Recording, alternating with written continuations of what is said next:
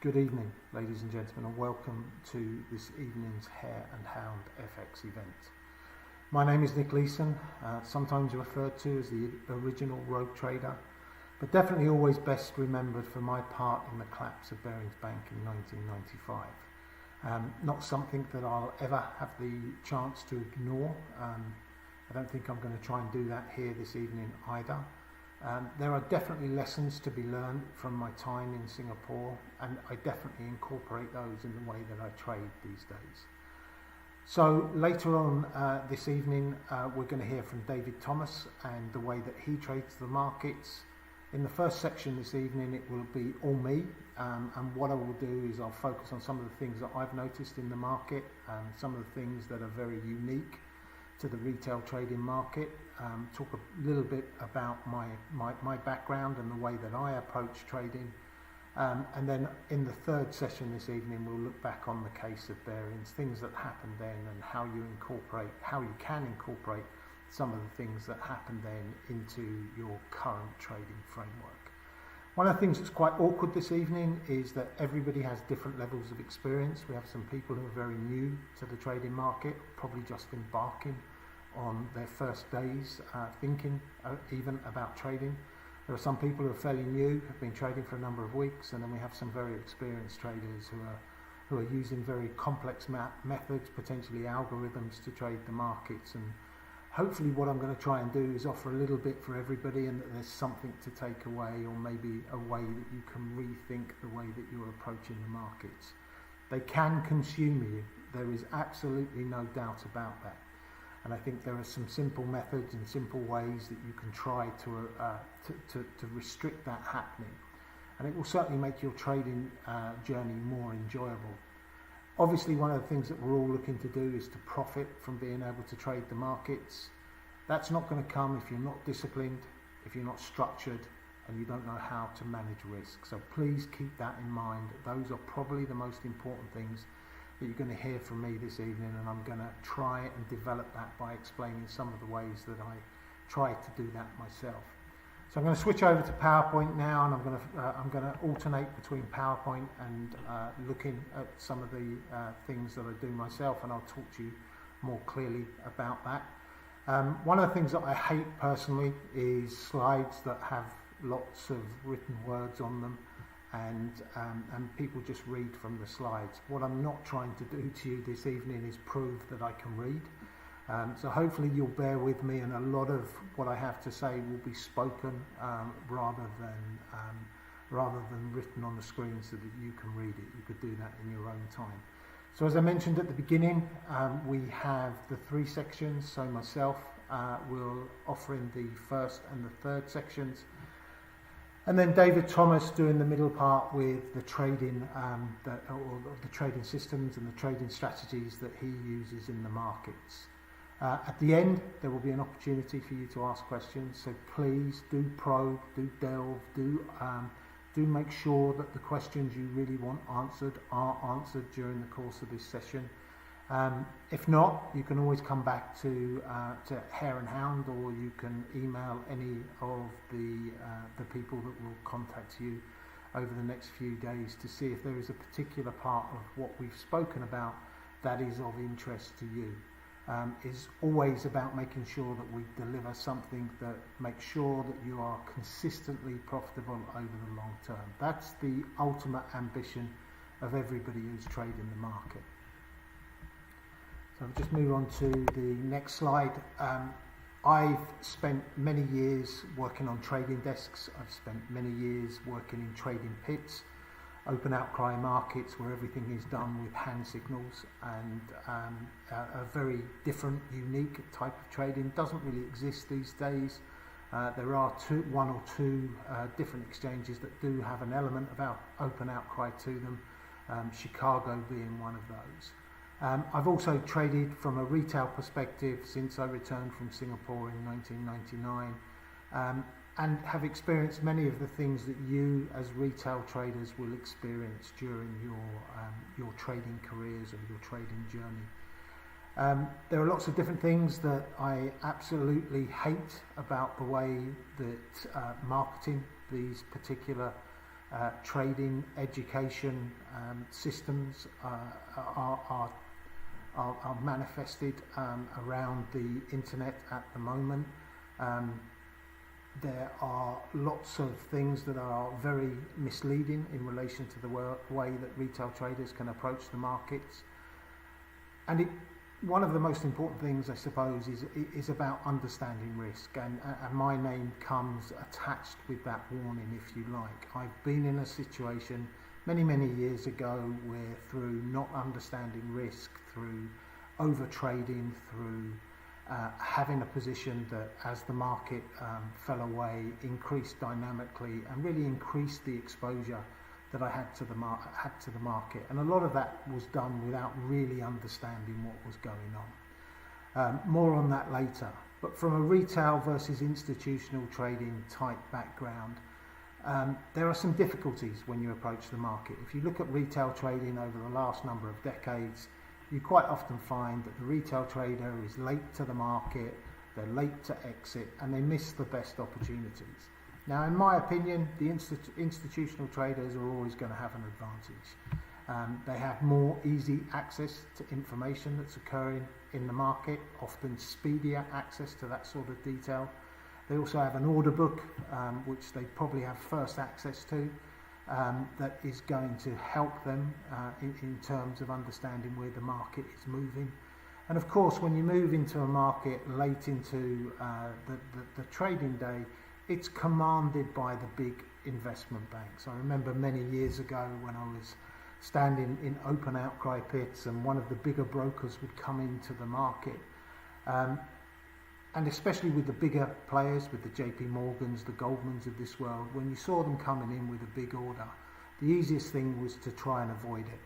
Step out of the pit, let them do their business, and then come back into the market once they had finished. It will keep you safer.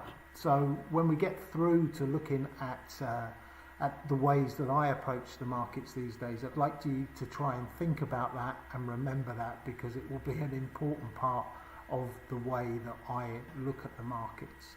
One of the first things that you're going to have to do when you're embarking on a trading journey is settle upon a broker that you're going to use. And it's probably the most difficult part of what you have to do. There's going to be lots of tempting offers out there, but brokers are obviously looking to profit from your business. Some of them will trade against you. As unsavoury as that sounds, that's what happens. And it's important that you make the right decision. So just to give you the truth about who I trade with, I use AvaTrade, which is one of the companies that Hare and Hound are recommending, I believe. And the reason why I use them is that I've used a number of brokers over the last few years, and the bigger brokers all have their own liquidity pool. There's 15 or 16 of them that group together and provide that liquidity. And sometimes you can see some unsavoury practices come to the fore. Sometimes stops are triggered late at night.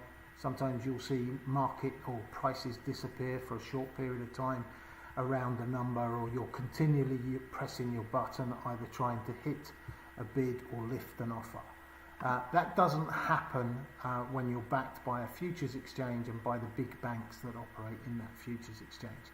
That's why I choose AvaTrade, quite simply because they trade futures, prices are always available, and it's very difficult to manipulate. I'm not saying that anybody manipulates these markets, but if they did attempt, it's going to be impossible in a futures market with the big brokers are operating all of the time. So be very careful about which broker you choose, and also think about the amount of leverage that you're operating on your account. Certainly if you're a beginner, you want your leverage low, you want to keep your positions under control, and you want to make sure that you are keeping the risk management or the risk that you're experiencing on your account to an absolute minimum. My overall trading ethos is very simple. Simplify everything where possible. It's very difficult, or it's very easy, to get into a situation where you are accessing so much information that you get confused by it.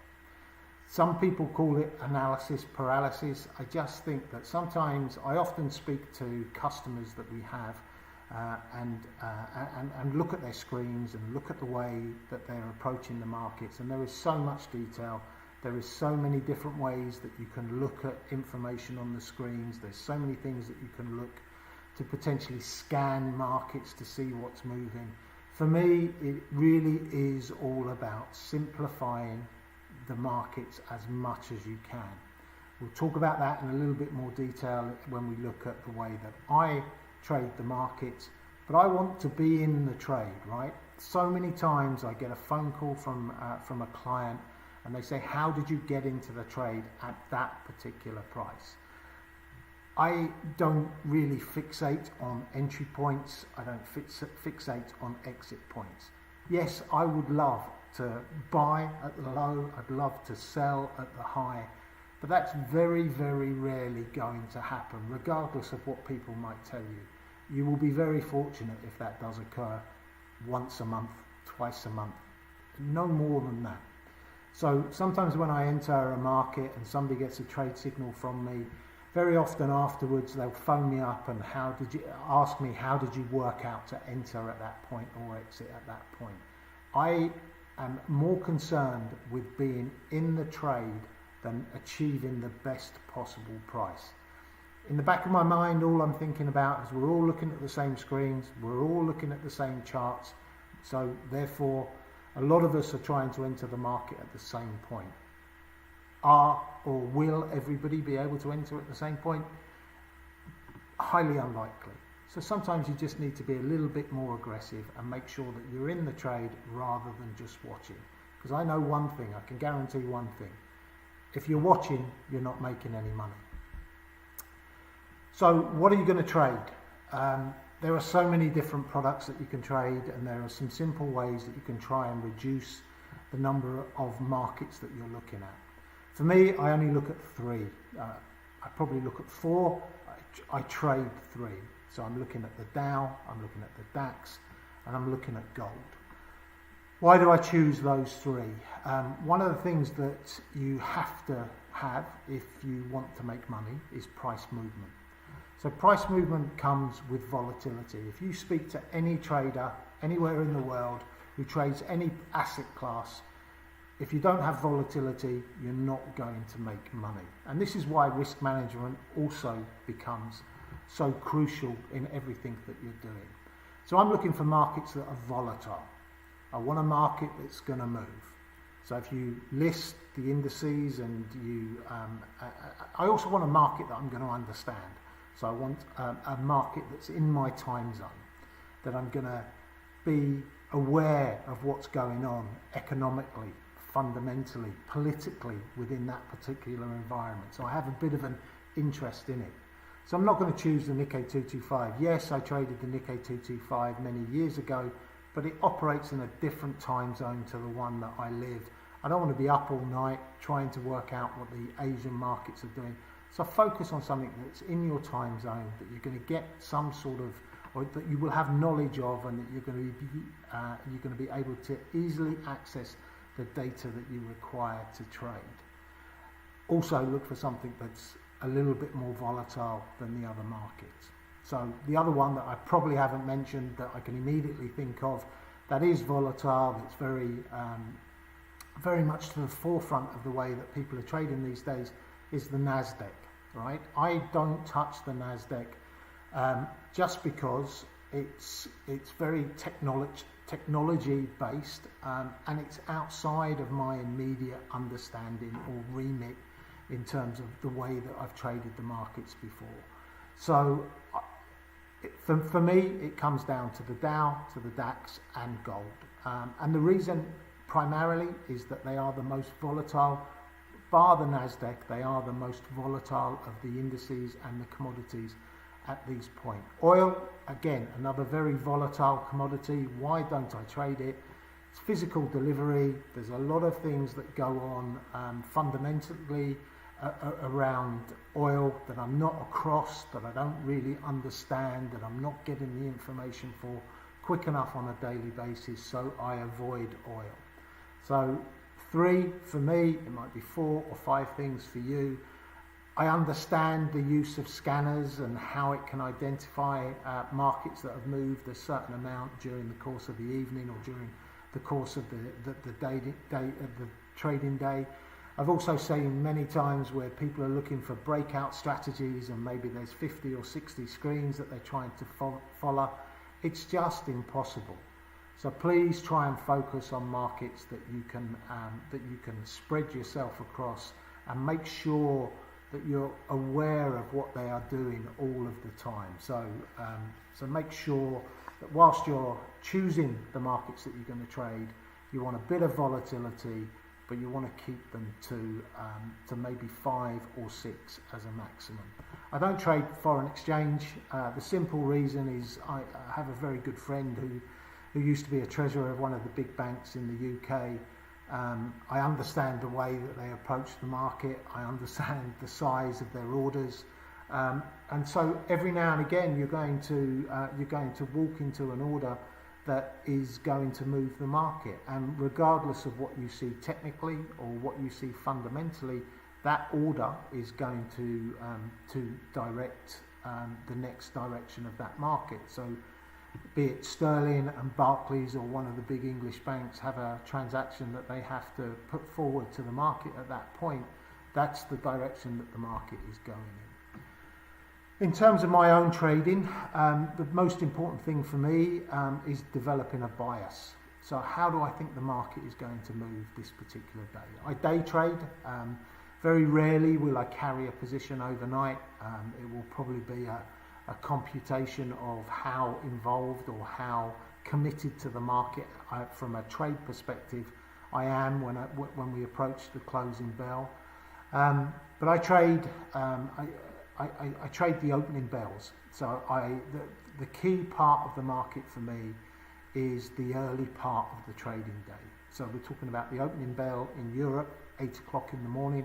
We're talking about the opening bell in New York, 2:30 in the afternoon. There's slight timing changes for British summertime at different points of the year that you can take into that. And why do I do that? So the first thing, going back to the last couple of slides, number one, I know the market's going to move. There's going to be volatility. One thing, every opening bell, you can expect price movement. And you'll see a lot of price movement in the first 10 to 15 minutes of trading. So that's what I focus on. I'm 54 years of age now. I know I look every day of it. But I don't want to be sat there for 12 hours a day waiting for a market to move. So, what I think or what I've thought over the years is how can I focus onto a time of the day where the market is definitely going to move and focus all of my efforts and my action on that part of the day. And the simple answer is the opening bell in Europe, the opening bell in New York, you are guaranteed movement, and you're guaranteed good movement.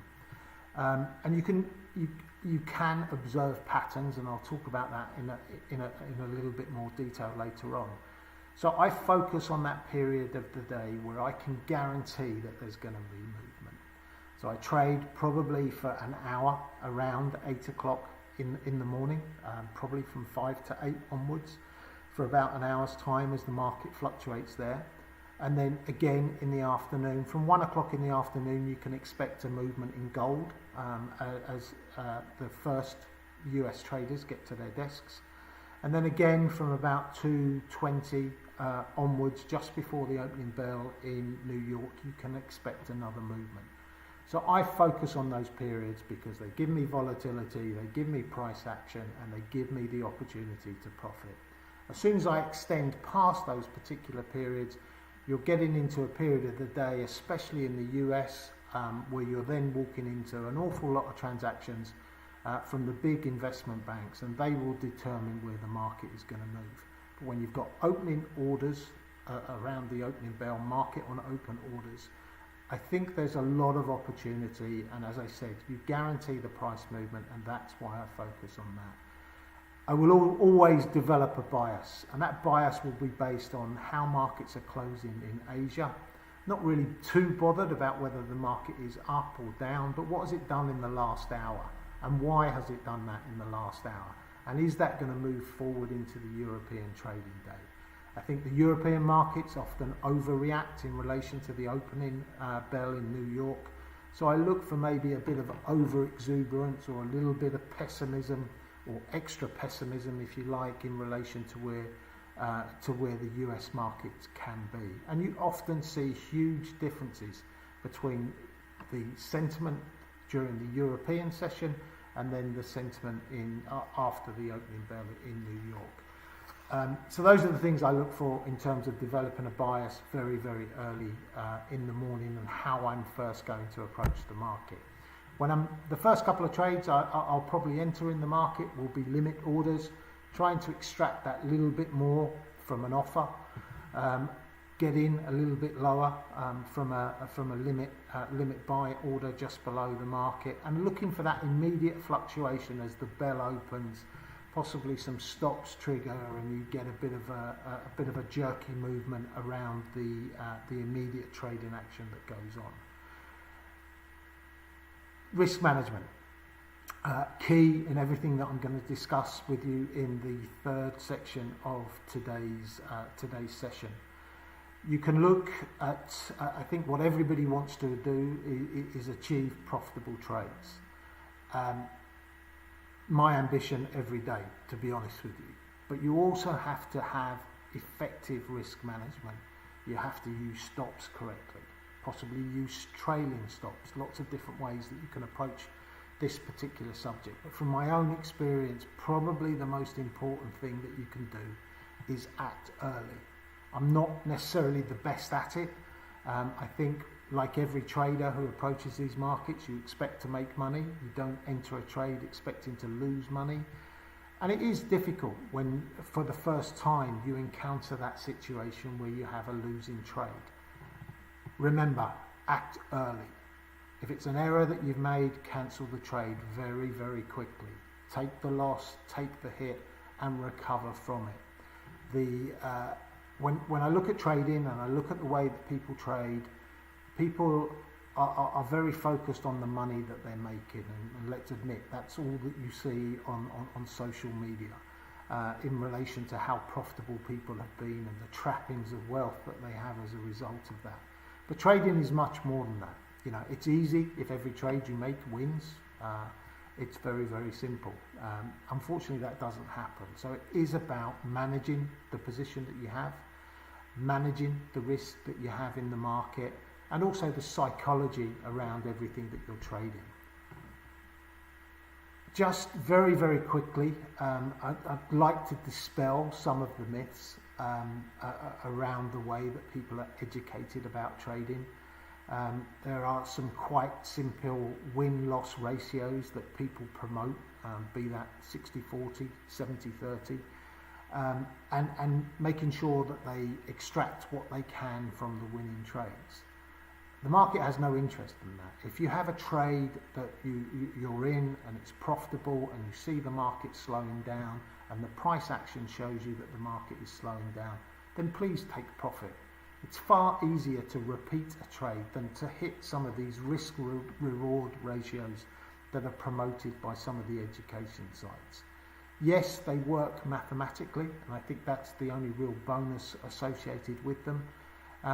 But I'm much more interested in trading what I see. I don't want to trade what I think, where I need to get to, that I've been educated that I need to get to from an RRR perspective. It's all about trading what you see. If the market is slowing, take your profit, get back into the trade.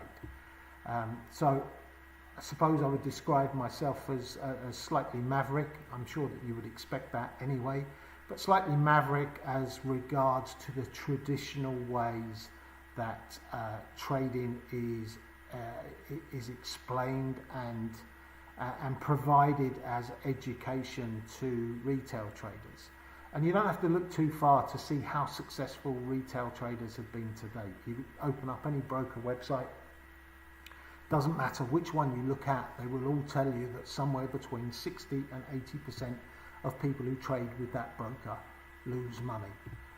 My belief is that some of that, or a lot of that, comes from the way that they are educated in relation to how they approach the markets. Everything in life, for me, is about avoiding mistakes. We're going to talk about a story later on this evening where I made many mistakes, compounded those with even bigger mistakes. Mistakes are going to occur, right? And it's more about how you deal with mistakes when you do encounter them.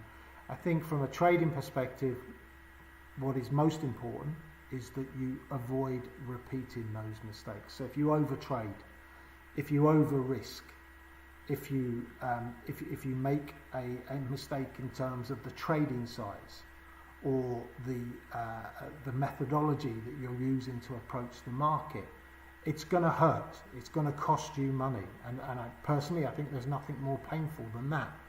But you have to learn from those mistakes. So we'll all make mistakes, and there are many of them, and you can find details about them pretty much everywhere. I guarantee to you that I've pretty much made every single mistake that you will ever make in relation to trading. The key is in not repeating them. Do I repeat them? Every now and again, unfortunately. Trading is a very emotional business. If you could take the emotion out of it, it would be a far easier transaction than it is. But wherever you have money, you have emotion, and where there is the prospect of losing some of that money, the emotions get heightened and you have to be able to control it. So it's a very emotional game. There are lots of psychological problems that you will face on a day-to-day basis when you're trading, and sometimes it's more important that you deal with those appropriately. So yes, trading for profit is definitely what trading is all about, but there are going to be other things that test you that are not necessarily from or directly from a trading perspective.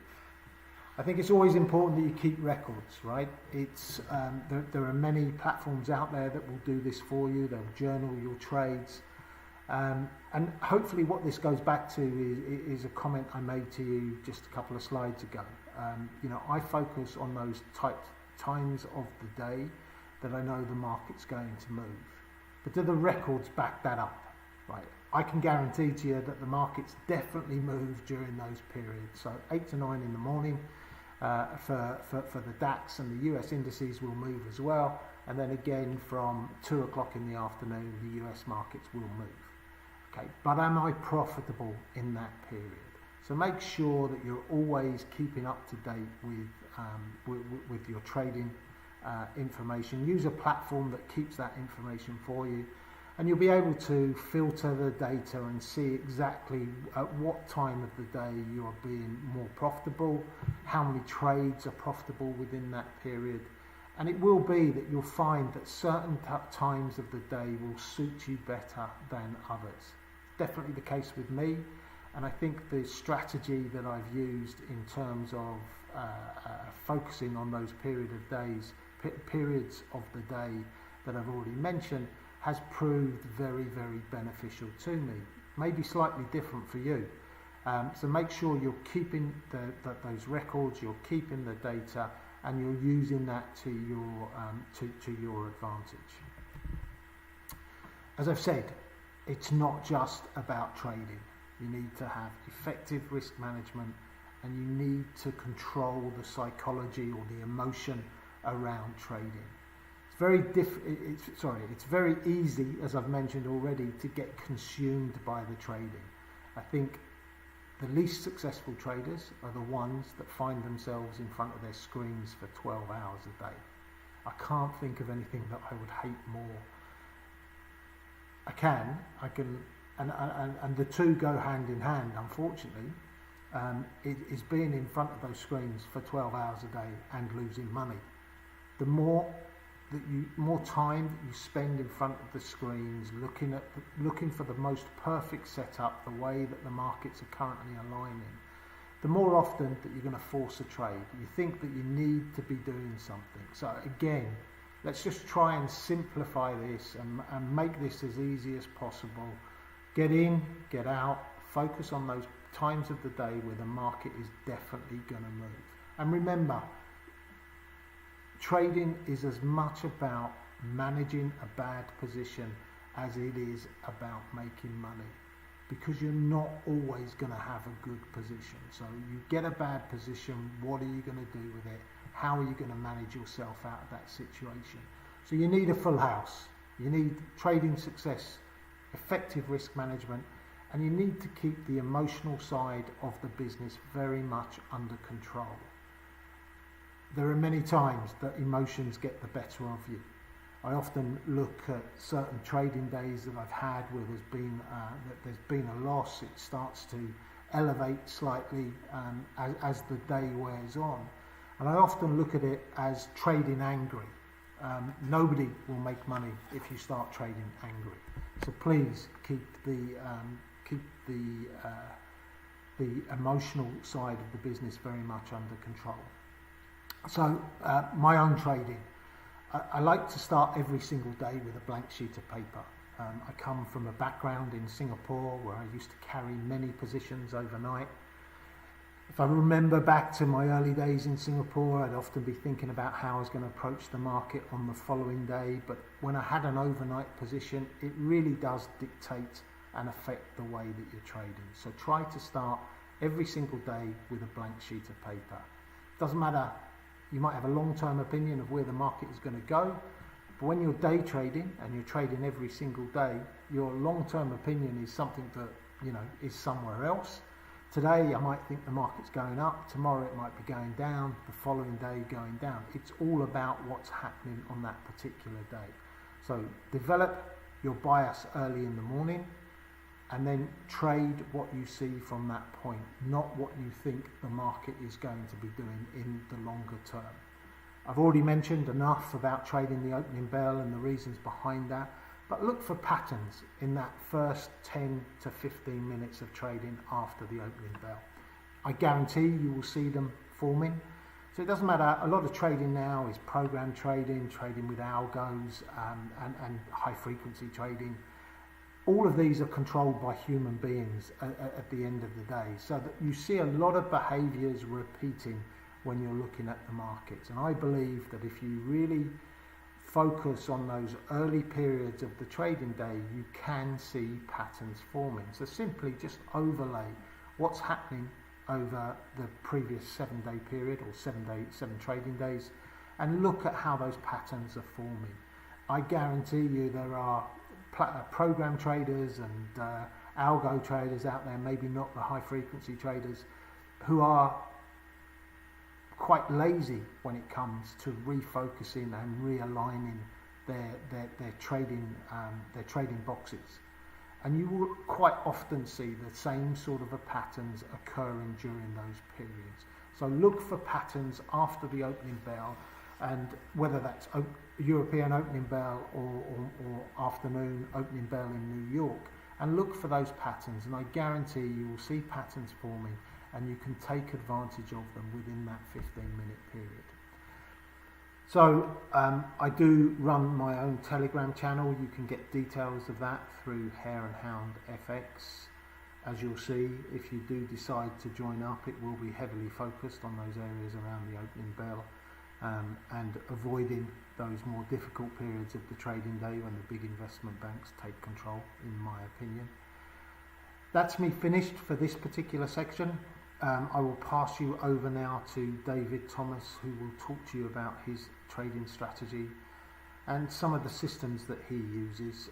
I'll be back after that particular section. Please, as I've mentioned before, get some questions ready for me and I will do my best to answer those. Thank you very much. Hey, I appreciate you tuning in. I know your time is valuable, so spending that with me means a lot. I know you're going to get some value from today. We're going to have some fun. And at the very end of the video, I'm going to give away a free bonus. So make sure you're watching till the end so you take advantage of that bonus. But my name is David Thomas. I am a professional Forex trader. I'm also an educator. I've been trading now about 4 years in the markets. And in that time, I have come in contact with a lot of things, right? Some of them good, some of them bad.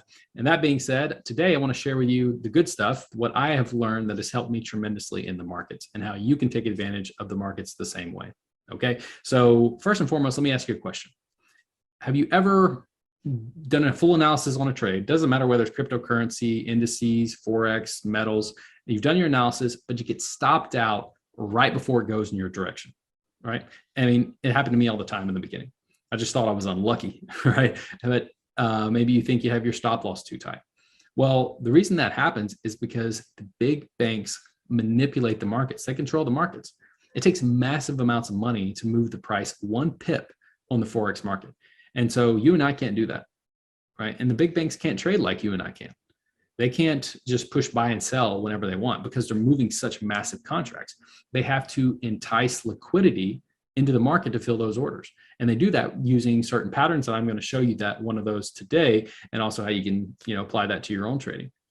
And, they're not worried about little Johnny with his new, $100 Forex account, but he's part of that liquidity. And so, they might be targeting these larger institutions, but we get caught up in the mix. And so if you can be prepared for that, you can be prepared for those patterns. You can see the banks setting things up. You wait for the opportune time, you jump into the market, you can get pinpoint accurate entries given the information that we have, high reward to a small risk, and jump along for the ride, right? We're not looking to outsmart the banks. We're not looking to beat the banks. We just want to jump along for the ride. So first, let me share my screen. I do need to give an income disclaimer. So let me share that.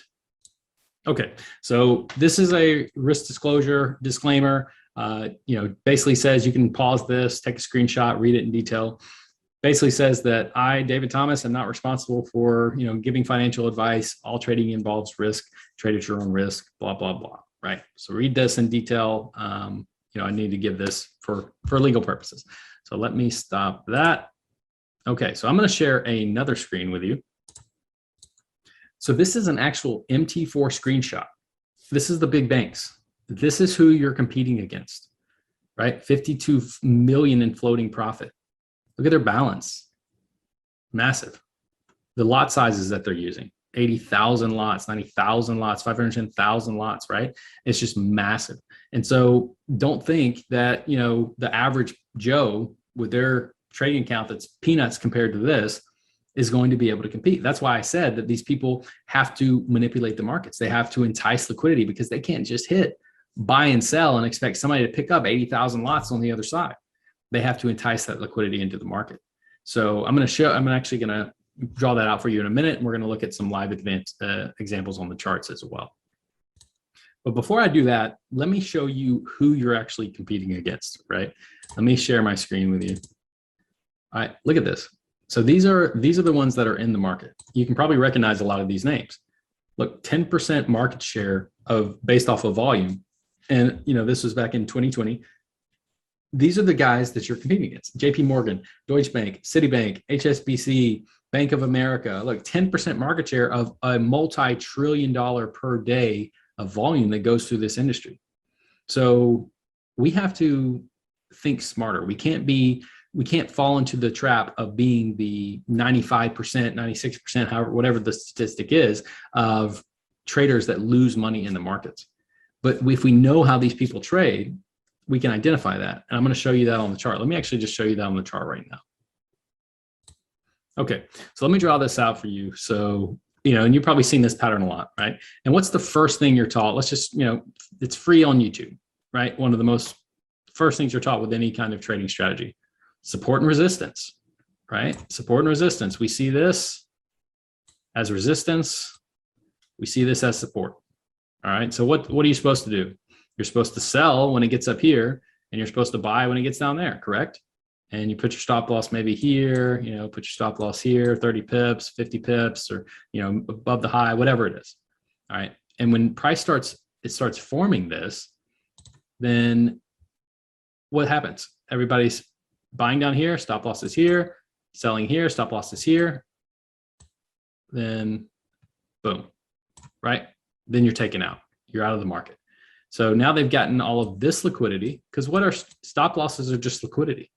They're just floating liquidity. So pending orders, there's pending, maybe buy stops here as well, right? So there's people that put their buy stops here. They want to get triggered in if price breaks this level, but all of it is liquidity. It's just orders to fill their contracts. So what smart money does is they take price up. They've stopped out these folks. They've stopped out the sellers. They've activated the buy, the buy stop get people. And what do? Boom, they go down. Then that's where the people that got stopped out are saying, oh, yeah, it went in my direction. I just had my stop loss too tight. Maybe I got unlucky. Well, guess what happened when they got down here? They've activated the sell stops folks, and they've stopped out all the buy folks because their stop loss was probably right around there. So now they've taken all of this liquidity that's down here and down here. They've had all that liquidity. But guess what? When they had to push price up here, they had to put in a bunch of buy contracts to get push price back up, right? So what they did is they left what we call them a banker's candle. Some people call them order blocks, whatever. Right there, right? So there's that candle that got pushed up. So what smart money has to do is they have to bring price back up to this level to close out all of these buy contracts at break even, right? Because they're not in the business of losing money. So they close out these contracts at break even, and then they just go about their way. Well, this is where we get into the market. Pinpoint accurate entries. Sometimes you have to actually put your entry a little bit below this level because it can be so accurate just to get filled, get the order to be filled with spread and whatnot. But it's super accurate, and this is where we're going to enter the market, right? So what this allows us to do is a tight stop loss. So we can get a tight stop loss. We put our stop loss right above here, right? And high reward. What we go for, kind of a sweet spot on our team is 1 to 5. People get much more than that, but obviously we want to crawl before we walk and run and all that good stuff. So if you can get a 1 to 5 risk reward ratio, you're stacking those odds in your favor, which what that means is you're risking 1 and you're gaining 5. So if price stops you out, you lose 1, say 1%. If you win 5%. You risk 2%, you win 10%, right? We don't recommend risking any more than 2% per trade, but that's how you stack the odds in your favor. All right, let me get off of here. So like I said, that's how you stack the odds in your favor, because guess what? Nobody wins 100% of the time. You're going to take losses in the market. If anybody tells you they win 100% of the time, I would probably run for the door, right? Because they're more than likely it's not the truth. So if you're going to take losses in the market, you need to stack those odds in your favor. Well, how do you do that? Just what I showed you: high reward, low risk. And if those patterns happen, and they happen over and over, I'm going to show you several examples of them on the charts that we actually went over with our team last week. They were able to catch some, and I'm going to show you one from this week as well that allows you to stack those odds in your favor. So you can actually, if you're getting a 1 to 5 risk to reward on your trades, you literally only need to win 17% of the time to be profitable. Think of that. You win 17% of the time in the market and you're still profitable. Now, as you progress in your journey and apply this strategy and apply this teaching, obviously I feel very strongly that your win percentage will be higher than 17%. But all that being said, that's how you stack the odds in your favor. That's how you work smarter, not harder. All right. So let me show you some examples on the charts here. Okay, so this was a trade that we actually went over live last week with our team. And this was, you could see here, right? The candle that pushed up, took out this liquidity right in here, went down, took out all this liquidity, several pockets of liquidity as well that it was taking out, went all the way down. But what do? They brought it right back to this candle, which I just showed you, when I drew it. Pinpoint, accurate entry, low risk, high reward. That's the name of the game. All right, let me show you another example. Get rid of that one. So this is the SPX. So this works on indices as well, cryptocurrency, metals, you name it. You can see here, they had a push up from this candle, right? This, what we call them baker's candles, call them order blocks, whatever you want to call them. Came right back down into that candle to close out these orders at break even, and then boom, off to the races. All right. Let's show you the last one. These are 2 trades that we actually, once again, went over live with the team on our sessions. And you can see here, comes down, takes out, you had this candle that pushes up, comes down, comes right back into that candle. We were able to catch that for a first entry. Then it pushes down, does the exact same thing here, pushes up, pushes down, comes right back up into that candle, and boom, another entry. All right, it was beautiful. This was a 1 to 12. This is a 1 to 6. That's how you stack the odds in your favor. And that's how you remain profitable in a market that's designed for you to lose. That's the truth of it.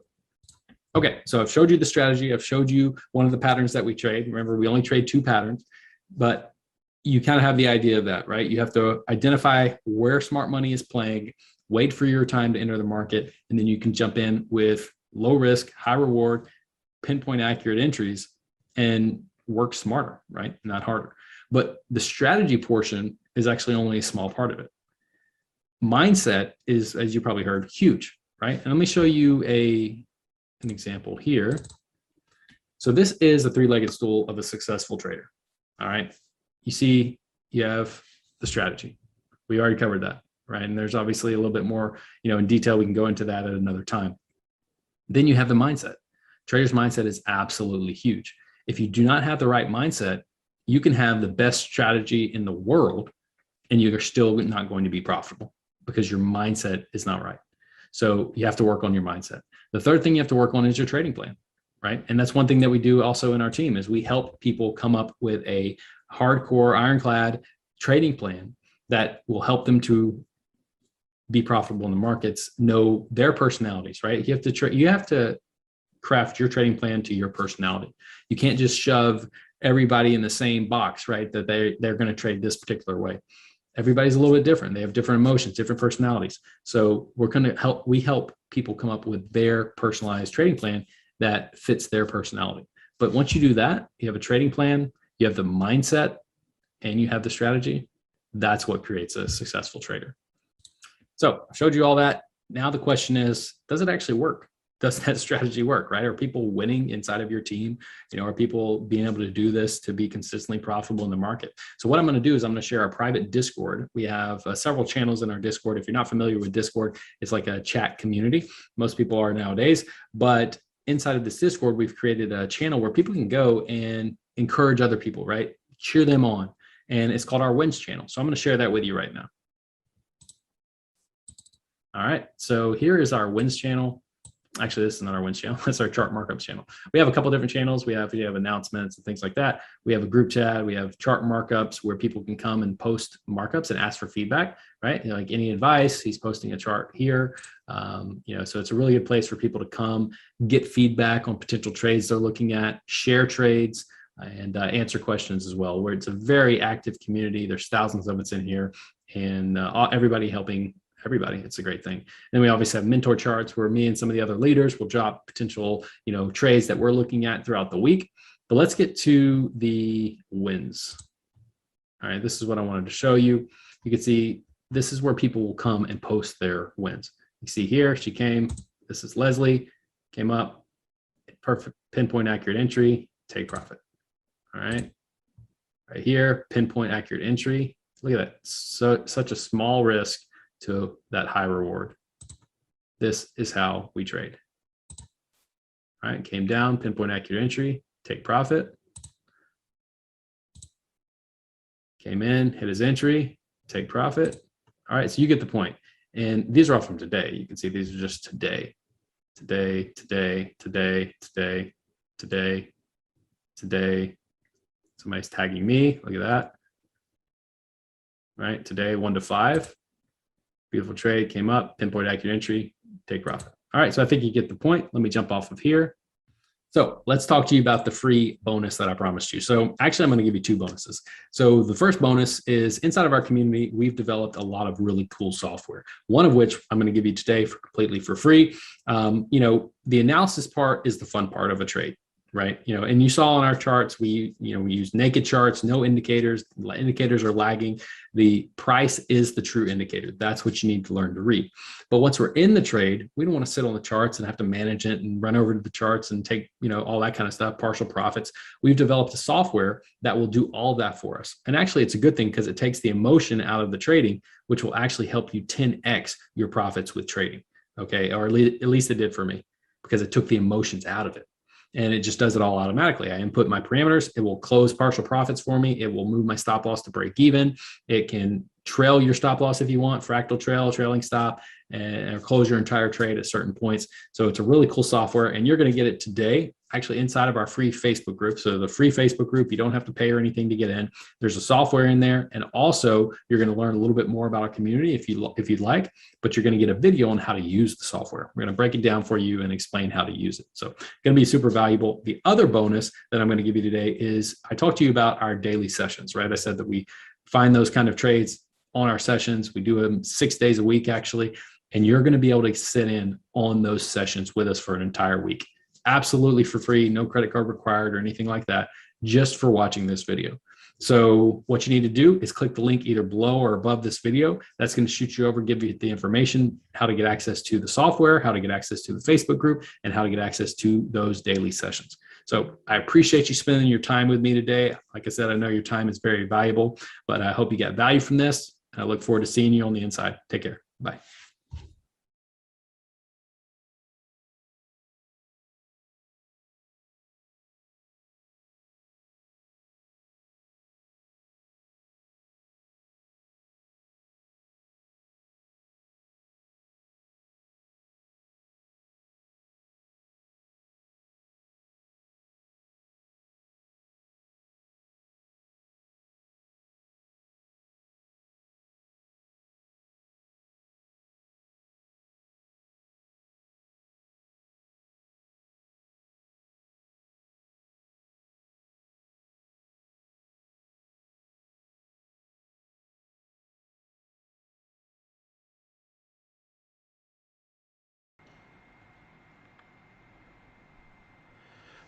Good evening again, ladies and gentlemen, to the second part of my particular session. Unfortunately, I think I'm having some issues with the camera, so hopefully somebody will just log back in quickly for me and rectify that. Otherwise, I'll be looking at my very strained image on the screen for the next period of time.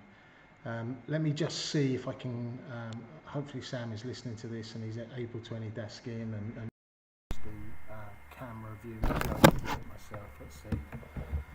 I am the least technical person, so let's just see where we go there.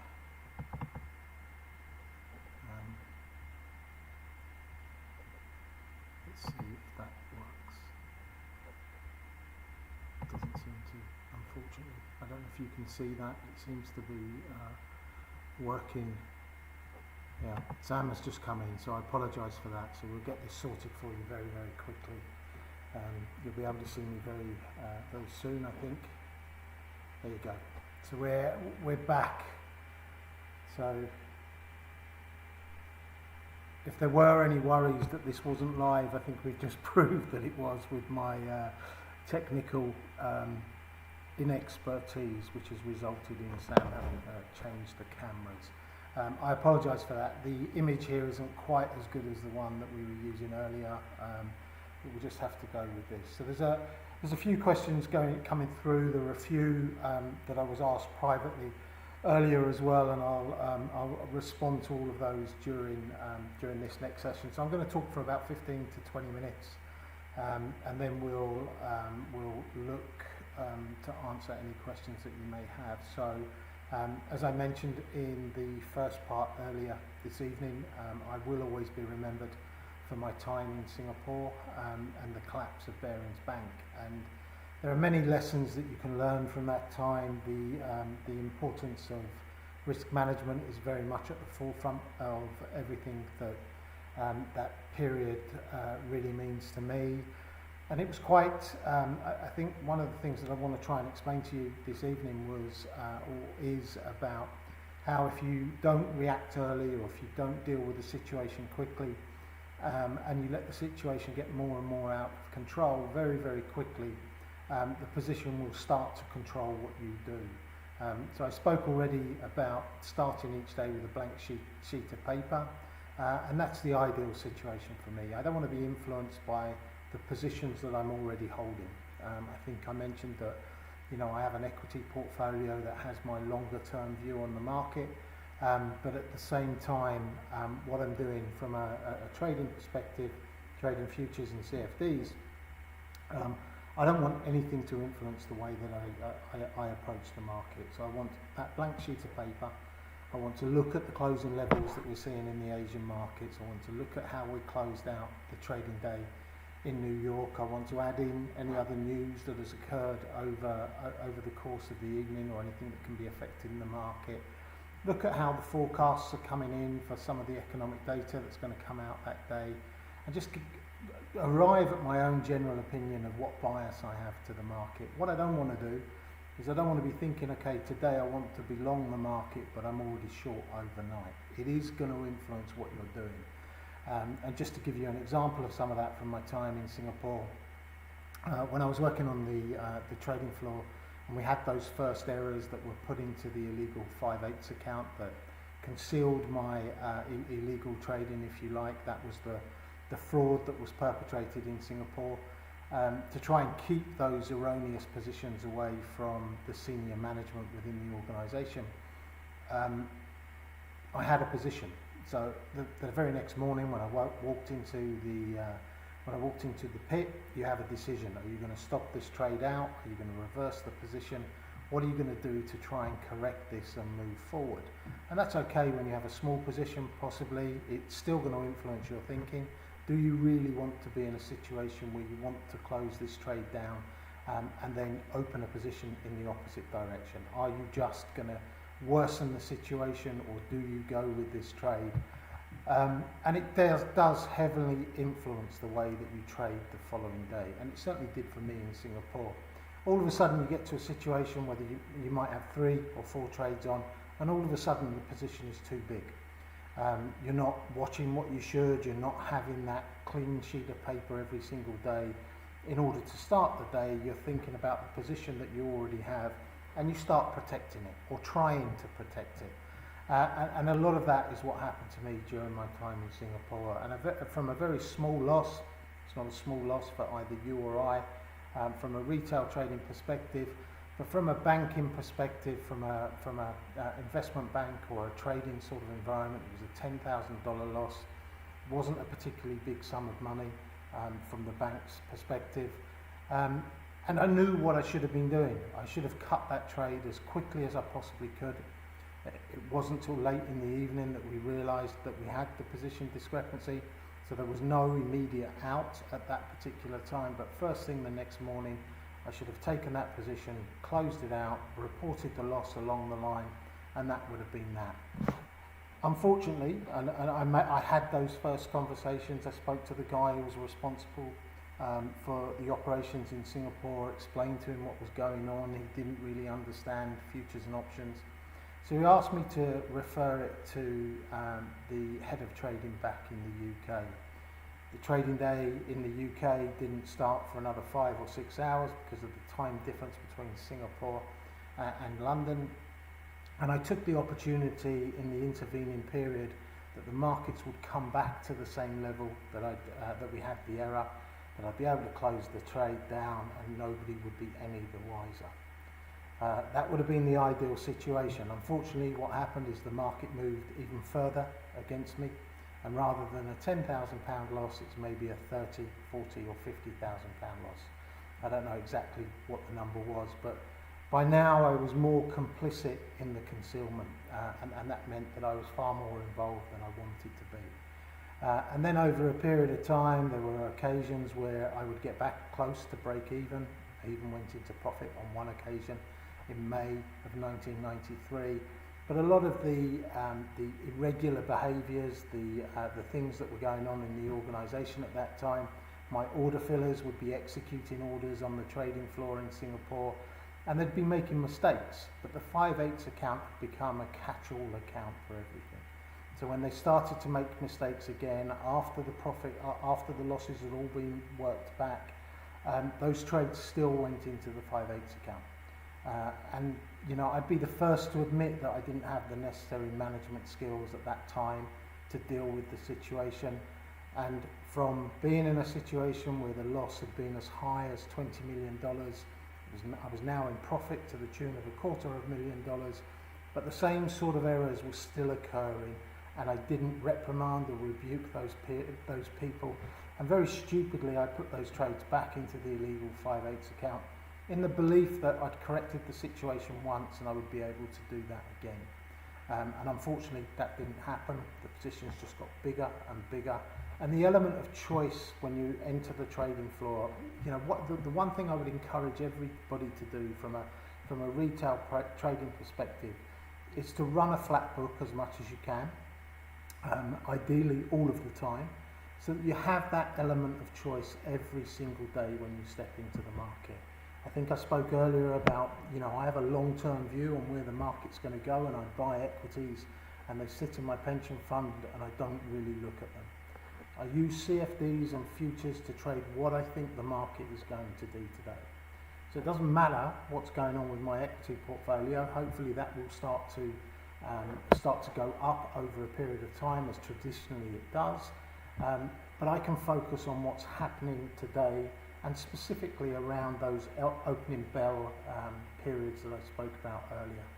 It just so happens I was doing a podcast with somebody who was also formerly from Life earlier today, and we were talking about the methods that people use to trade the markets. I was talking about mine, he was talking about the way that he approaches the markets, and coincidentally he was also heavily involved in the transition in Singapore to automated markets as well, so he spent a lot of time there, and had experience of both a floor trading environment and trading, or that transition to trading on the screens as well.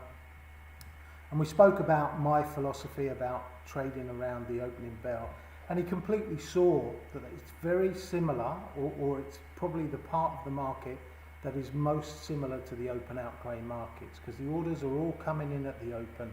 They have to be transacted within a certain period of time, and you get significantly more two-way flow than I think you get during the remainder of the day. And for that reason, in my opinion, as I've mentioned already, it can be more forgiving. So I think you have a couple of options when you're trading in that particular period, rather than walking into a trend later in the day. You don't see too many trends during the European trading day, but walking into a trend that's going to be continued on in the US and is going to get very, very painful if you are on the wrong side of it. If you look at the Dow Jones over the last 2 days, it's up about 1,000 points at this moment from its low, which was the Dow Futures. The low was around 33,600. I think we've been up to 34,800 so far today.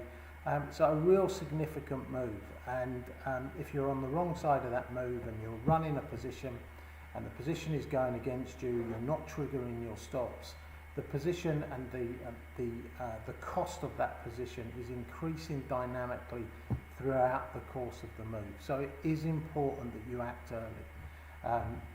I always use stops, certainly for those people who are new to trading. And in Singapore, it was a case of putting my head in the sand, not dealing with the situation as I should have done, and all of a sudden the situation becomes all-encompassing. There was only one way that the market could go for me. That market needed to go higher, and it was doing completely the opposite. It was falling. And the Nikkei 225, I think, during that period fell from about 39,500 down to about 17,000, and then until just recently hadn't even been back to that 18,000 level, I think only in the last 18 to 24 months. So a real significant move to the downside that I was on the wrong side of all the way down, whether I was selling options, buying futures, all of it was in the wrong direction. And just to give you an idea of why that blank sheet of paper is so important, when I stepped into the office every single day, somebody would leave a statement in front of me on the table or on the desk when I first arrived into the office. In the early days when the position was small, I'd look at it, try to work out what I was going to do that trading day, and see if there was any way I was going to be able to get out of the position that I was in. After a very short period of time, probably a couple of months maximum, the position was just getting too big, too complex, because I was selling options to receive the cash in, to keep the balance sheet looking as if everything was okay. And the position was just getting bigger and bigger and bigger. Could I compute the risk? It was almost impossible at that time. We didn't have the systems in Singapore that we needed to do that, but roughly the amount of money that I was paying as margin to keep those positions alive would have equated roughly to the loss that I was experiencing in total at that particular point. So it was, it was a very testing time for me emotionally. Freezing and not dealing with the situation compounded everything that was going wrong during that particular period and added to the losses on a daily basis. Yes, there were good days. There were days where everything improved and you start to believe that you have an opportunity to turn around the situation. But I think one of the most important things, and I never learnt it at that stage, but I've certainly learnt it since, is that we're not always right. Nobody enters a trade expecting the market to go against them. Nobody enters a trade expecting to lose money. It just goes against human nature. So getting used to that, however painful it may be, is part of the trading journey, because you are going to have to cut losses from time to time. So the reason why I bring some of that story to the fore right now is it just so happened that this podcast was taking place today, and he can see the analogy between trading the opening bell and it being similar to the open outcry markets that I would have been used to many years ago. There's a question in here from Nick asking if crypto is a good hedge against inflation risk, and this is where I in a very short period of time, I'll give you all of my knowledge of cryptocurrencies. That was it. I spoke to you earlier about what I try to do is simplify everything that I do.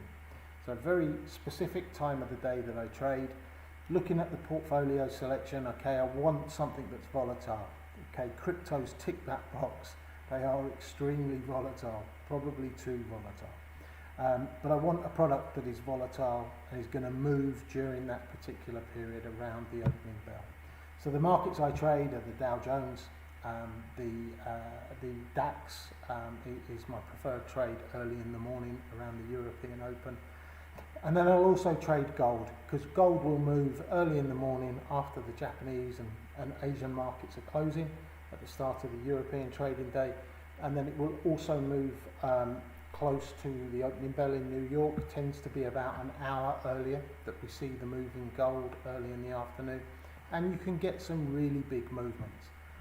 Just thinking back to gold all of those years ago when I was trading in the UK, gold might have a $10 range on a day. That would be a really aggressive day. We now see $60, $70, sometimes $90 trading ranges on gold when something fundamental is happening. On a standard day now, gold trades at a $15 to $20 range. So there is significant opportunity, and for me, there's enough opportunity in those three products for me not to try and stretch that out any further. So I don't really understand cryptocurrencies.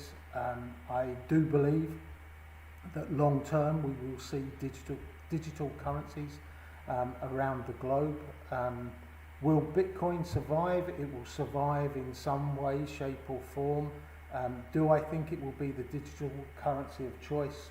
Unfortunately, I don't. I'm a little bit older than most people who are probably attending this today, and I think that the central banks will introduce a digital currency that they will, through various measures, make sure becomes the digital currency of choice. So it may be a digital currency in the UK, a digital currency in the US. So is crypto a good hedge against inflation risk, which is the question that's being asked? That is the perceived wisdom at the moment. I think Bitcoin is up 20% this week, so a really significant movement, and is perceived to be a hedge against inflation, and that's why we've seen, or inflation risk, and that's why we've seen the rally this week. When everybody, one of my long-held views of any market is that when everybody is talking about the same thing, it often makes sense to go in the opposite direction. So if you see a market slowing and all of the analysts are pointing to a rally towards the year end, everybody becomes heavily invested, and it often makes sense to take the opposite view. Timing is obviously the key, and when I look at cryptocurrencies, I'm often asked how I would trade them if I had to trade them, and it would certainly be a case of being made to trade them rather than wanting to trade them. I think everybody, or the majority of people, trade them from the buy side. And if I was looking for an entry point, I would struggle to find one every day. I think the only time that I have some friends who trade cryptos quite extensively, have algorithms that trade them as well. And the only occasions that, and if you look at the crypto charts over the last 6 months or so, 28,000 seems to be a key level, or 29,000 seems to be a key level. The two times that the market has broken down to those levels, it's rallied away aggressively. On the first occasion, I think it went all the way to 64, 65,000. We're currently at 55, and it could quite easily go back to 65,000. I think the media has a huge part to play in the movements that we see in crypto. There's a lot of people getting very rich very quickly, those who can afford to invest at a significant level. And I think, unfortunately for me, I think some of it is fueled by the media, and for that reason, I'm happy to stand aside and look at some of those more traditional trades around inflation risks. Gold, is one of those. The yen is another. The yen I don't trade too much, so for my own perspectives, I stick closer to gold, and look at ways that I can use that product and the dollar in order to be able to do that. So yes, the perceived wisdom is that it is a hedge against inflation risk. Whether that's going to ring true after we've seen some inflation risk come to the fore, or seen inflation really pick up, only time will tell. So I'd personally be looking for a more traditional form of hedge if I was looking for something in that regard. So a little bit more about the story. I fled Singapore on the 23rd of February 1995. The positions at that stage were colossal. I had something like 60,000 futures that I was long. I was short something like 100,000 options. The delta exposure was significant, probably 80 to 90,000 futures comparable at that time, possibly even greater. Bearians had run out of money. They were unable to hedge the position anymore. Sorry, there's another question coming in there. I was just popping up as I was there. But eventually people were starting to ask the correct type of questions that that needed to be asked, and there was no way of concealing the losses, the trades, any further. So eventually I fled Singapore on 23rd of February 1995 was the date. So there's a question coming in there from Andres. He's just struggling to see the connection between you two. Hopefully you don't mean the two of me, because I am the same person. I think you mean myself and David. I say that I stay away from FX, and as far as I understand, that's exactly David's trades. There's a couple of things that really highlight that the need for that. CFDs are largely not traded in the US, so I think there are some FX transactions, but some of the equity transactions are not allowed. But it's also to give you an appreciation of everything that you can do in the market. So David is very much focused on the foreign exchange markets, whereas for me it's the equity markets and gold. So very different approaches. I think David, from what you've seen earlier, will be much more technically focused. I do a lot of mentoring, which comes around the psychology of trading, how you deal and manage your positions during your trading day. As I mentioned earlier, I think trading the market successfully is as much about trading profitably as it is about managing your position and managing a bad position. What do you do? So Viper is saying there are two different speakers trading two different things, which I think summarises in a shorter version what I was trying to say. But that's right, yeah, look, I think everybody has different preferences. I have reasons for not wanting to trade foreign exchange, and I'm sure the same would be true of David. You know, I'm trading for a shorter period of time. Whether or not you can, for me, and this may be a slightly naive statement, but I think the currency trades tend to be longer, longer timed in terms of how long you will be in the trade for, unless you're trading around a number. With the indices, you have the volatility. The volatility is there all of the time, and for the periods of the day that I'm trading, those are the things that are the most volatile, and that's why I focus heavily on those. There's a few. Somebody says it makes sense to them, so hopefully that's good. I do make some sense. If there are any more questions, please put those through. I'll just finish off my story. I probably didn't give you as much detail as I would have liked. We are running out of time a little bit this evening. But risk management was never a concern of mine whilst I was in Singapore. There were risk managers, there were compliance officers that should have been looking over what I did, but nobody was asking the difficult questions, and I was pretty much given carte blanche to do whatever I wanted during that particular period.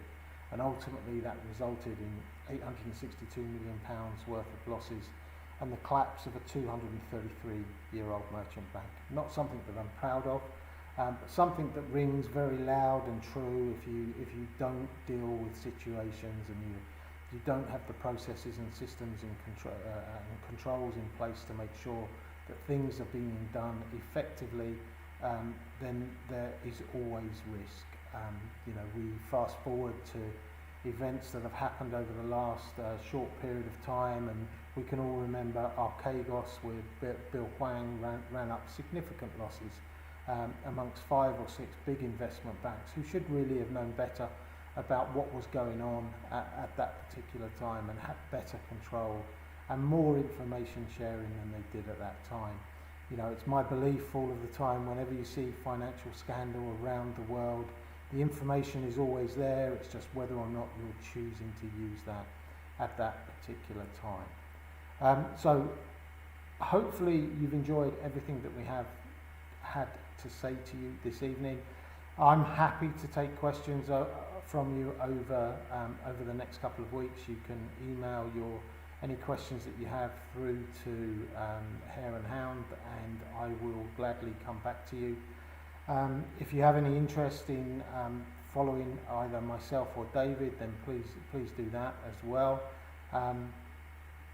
But hopefully we've offered something here which helps. Trading is a lonely space, especially when things are going against you. So it's important that you talk. It's important you take advice from people from time to time. That was probably one of the things that I was least or less good at doing during my time in Singapore. I was surrounded by people that could have helped me, that could have put me in the right direction. So I think trader forums are very, very important and are crucial to keeping you both mentally sane and offering the support and advice that you need on a day-to-day basis. Because rest assured, I've made every single mistake that you can do in the trading markets. There are many people like me. There are many people who've made less mistakes but have been very close to some of those mistakes as well. And they've chosen the right path. They've made the right action. They've acted early. And that's what will keep you safe when you're trading the markets. And I don't want to keep mentioning it, but it is about managing your position as much as trading profitably. So, and managing it correctly. Make sure that you understand the risk that your position is opening you up to. Make sure that you have the necessary risk management tools in place. And that will keep you safer, not necessarily safe all of the time, on your trading journey. The more structured, the more disciplined that you can be in your trading, the better it will be. And please, take time to look at the post that Sorry, there's another question that come in, and I will be finishing in the next couple of minutes. If you do have any more questions, what would I have done differently if I could go back to Singapore? Well, I'm banned for life from Singapore, so I won't be going back. There's a certain amount of jeopardy if I do go back, so I probably won't ever do that. It's not an aspiration that I have.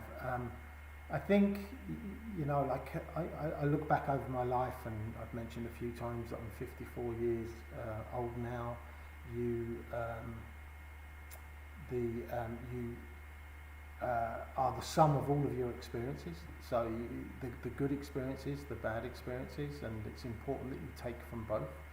And I've always tried to do that. Sometimes it's difficult because you have to own up to situations that you created yourself, and I think it's important that you become accountable, that you become responsible for your actions. And as much as we all make trading mistakes and they're painful and they're difficult, you need to learn from them. And I think I mentioned earlier this evening that, you know, you're all going to make mistakes. It just happens. It's human nature. What you've got to do is make sure that you avoid repeating those mistakes. And unfortunately, during that time, I repeated a lot of those mistakes and added to them and compounded to the situation as well. So. And one of the common dreams or nightmares that I had whilst I was in prison in Singapore was that somebody had arrived in Singapore and said, okay, look, Nick, you've had a bad few days or a bad few months. We're not going to say anything about it. Let's just continue and just don't do it again. And I did. And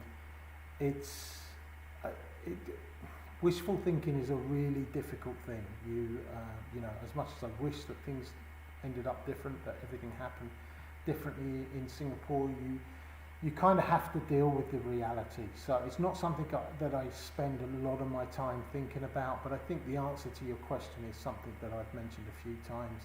It's a message that I impart to my children all of the time as well. Always ask for help and advice. And I think that transits every walk of life, whether it's your health, whether it's you're having financial struggles, whether it's your trading. Please always ask for help and advice. People are there who face similar difficulties in the past, and they can steer you in the right direction. So please act early, ask for help and advice, and things will go better for you. It might not immediately go better, but in the long term it will. So Josh is asking, or he says, I think you've covered my main questions. Do you have any key tips on mindset, especially after a bad day?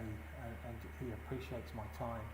Yeah, it's a tough one, Josh. You know, like I still have bad days, right? I had a fairly flat day today. I had a good day yesterday. Tuesday was particularly bad. Got caught on the wrong side of a trend. And you have that initial pain, but you also have you also need to recover from it and trade again the following day. So the first thing is to, you know, always take a couple of messages away from what's happened. Make sure that you're in a better position to deal with that going forward. From a mindset perspective, I think I've mentioned as well previously, if you're sat in front of your screen for 8, 9, 10 hours a day, for me it's far too much, right? You're going to be consumed by the markets. You're probably not going to talk about anything else, and your life is going to be very focused on that and very little else. So I think variety, to bring some form of variety into your day. So that's why if I trade those opening bell times of the day, I can make sure that I go to the gym for a period of time. I can make sure I walk the dogs. I can do something else, you know, even food shopping, something as banal as that. But it just gives you a bit of variety during the day.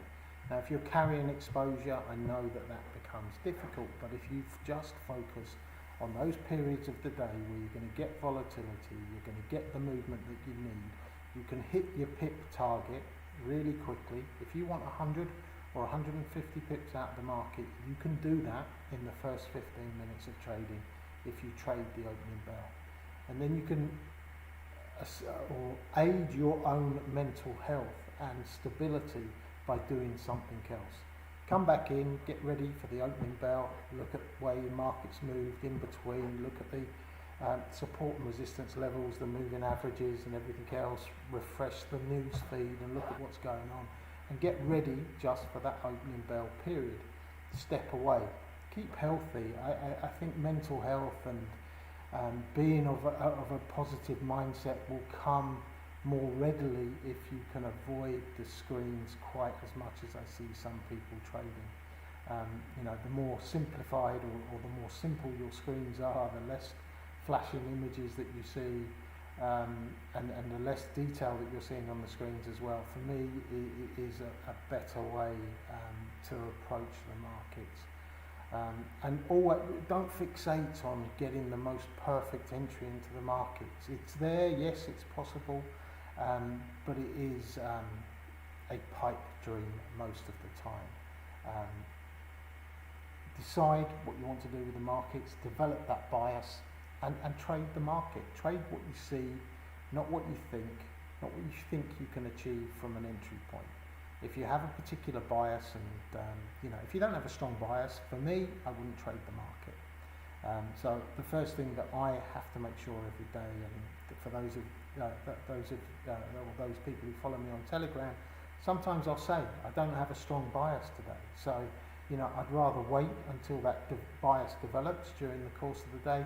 Otherwise, you start forcing trades. I think the longer you're in front of a screen, the more likely you are to force a trade. And if you force trades, I guarantee that the majority of them will be losing trades. Look, thank you very much for joining me for the second part of this evening's event.